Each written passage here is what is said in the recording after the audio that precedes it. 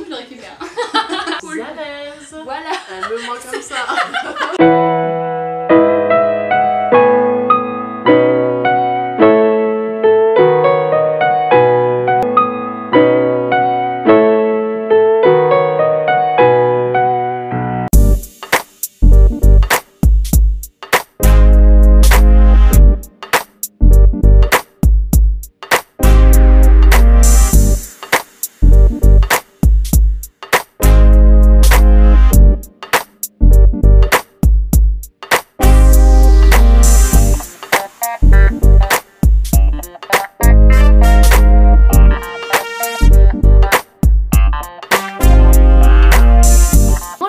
Bonjour à tous, j'espère que vous allez bien. Je vous retrouve aujourd'hui dans une vidéo, je teste des enseignes vintage et cette fois-ci je teste le dingue fringue de Salay-sur-Sanne. Il y a quelques temps, une d'entre vous m'avait parlé de ce dingue fringue, j'en ai parlé à mon amie Marion et elle m'a dit mais oui c'est celui où je vais tout le temps. Et du coup je me suis dit que ça pouvait être sympa de faire un petit test. Donc ce que nous avons fait c'est que nous sommes allés à Salay-sur-Sanne et ensuite à Vienne et nous avons découvert le dingue fringue. Je vais du coup vous parler un tout petit peu avant de ce que j'en ai pensé. Très honnêtement je trouve que le dingue fringue est très grand. Après malheureusement comme j'avais pu vous dire dans mon ancienne vidéo sur le tour des friperies solidaires de Lyon, je trouve que les vendeurs ne sont pas forcément très agréables, mais bon après j'ai peut-être pas eu de chance, je ne sais pas. Et du coup c'est vrai que par rapport aux fringues, je trouve qu'il y a une très grosse partie où il y a des invendus et moi c'est pas du tout quelque chose qui me plaît, je cherche vraiment du vintage. C'est vrai que ça je trouve que c'est faussé, c'est un petit peu dommage pour ma part, après évidemment ça convient à d'autres donc tant mieux. Par contre je trouve que les prix sont assez entre guillemets conséquents par rapport à ce qu'on peut trouver à Lyon. Notamment j'ai acheté deux vestes qui m'ont coûté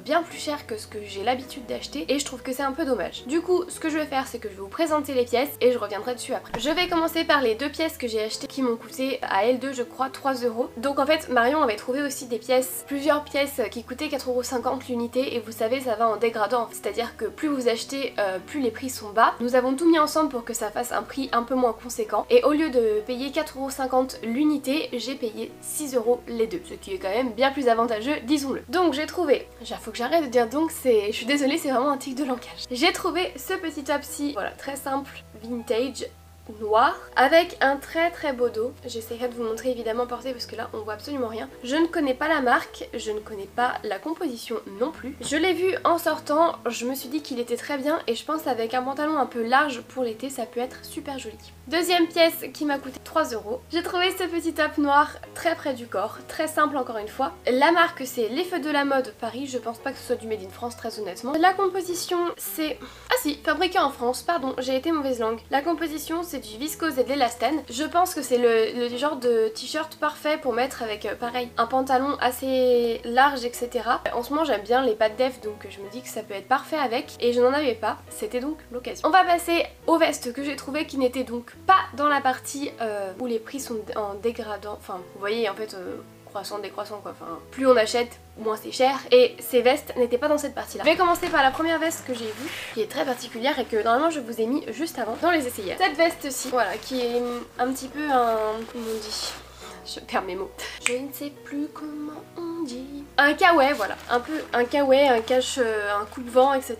C'est du 16 ans, mais moi j'ai beaucoup aimé. J'adore la couleur. Je trouve que c'est hyper cool. Ça change vraiment de ce qu'on voit d'habitude. La veste coûtait 9,50 €. Ce qui, en soi, ça va. On va pas se plaindre non plus.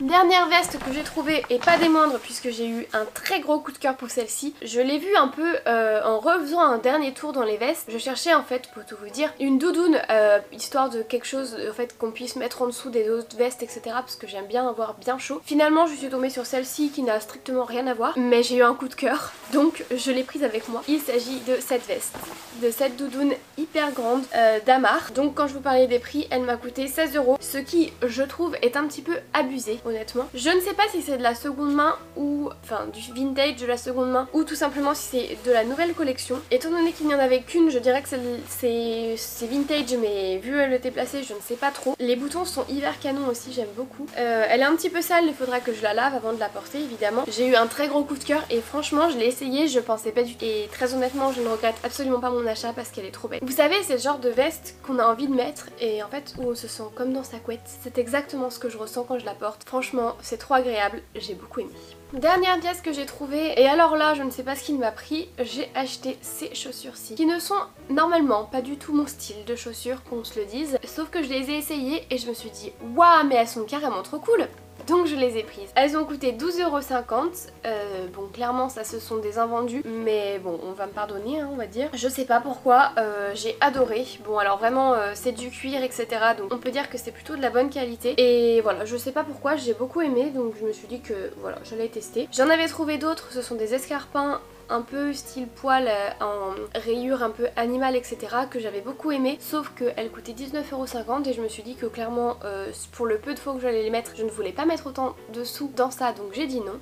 Et finalement je suis repartie qu'avec ça. Donc comme je vous disais, pour revenir sur Dang Fang, je trouve que c'est pas personnellement un magasin préféré en termes de friperie. Après ce n'est que mon avis évidemment, mais comme je vous disais je trouve que il n'y a pas forcément, à chaque fois que j'y vais dans les deux Dang Fang où je suis allée, j'ai rarement trouvé énormément de choses. Je trouve qu'il faut vraiment fouiller, mais dans le mauvais sens du terme, c'est à dire que ça donne pas, ça fait comme si c'était un grand entrepôt et je trouve que c'est pas forcément le truc qui donne envie de fouiller. Donc moi personnellement c'est pas quelque chose que j'apprécie là-dedans. Après ce qui est bien c'est que ça peut convenir à énormément de personnes parce qu'il y a une partie vintage mais il y a aussi une partie où ce sont des invendus et ça c'est très cool pour la plupart des gens, donc voilà ça peut être bien pour certains aussi. Je trouve que ce Dang Fang là est très grand et donc on peut passer du temps, ce qui est très appréciable par rapport à celui de Lyon où c'est petit, c'est peu éclairé, il faut demander avant d'aller essayer, enfin pas mal de contraintes etc. Maintenant moi personnellement je vais quand même y faire un tour, même si c'est pas forcément la friperie que je préfère, c'est pas grave, ça ne m'empêchera pas d'y aller quand même. Je suis très contente de mes achats, pareil comme je vous le disais pour l'autre vidéo, je suis quand même assez fière de moi parce que j'ai su me raisonner en mode bon bah ça vraiment est-ce que j'en ai besoin? Non j'en ai déjà un. J'avais trouvé en fait des pulls à col roulé, je me suis dit mais j'en ai déjà un donc pourquoi en acheter deux? Bon ça sert à rien donc on le repose. Donc j'ai réussi à me raisonner et finalement acheter des pièces qui vraiment m'ont fait avoir un coup de cœur et là-dessus je suis très fière de moi. J'espère que cette vidéo vous aura plu, je vous retrouve très bientôt dans une nouvelle vidéo et bah je vous fais plein de gros bisous. Allez ciao les gars.